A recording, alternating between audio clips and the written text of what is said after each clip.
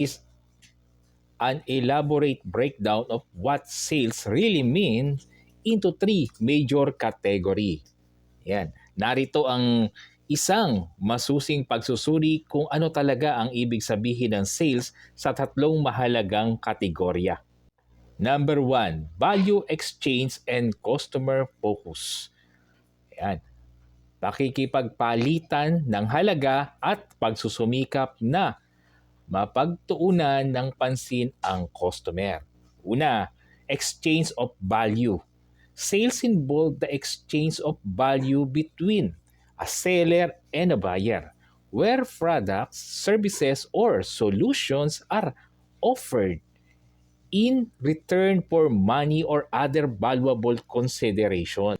Ibig sabihin, ang pakikipagpalitan ng halaga at produkto. Ang sales ay nangangahulugan. May nagaganap na palitan ng halaga sa pagitan ng nagbebenta at ng bumibili, kung saan ang produkto, serbisyo o solusyon ay inaalok na kapalit ng pera o iba pang mahahalagang bagay.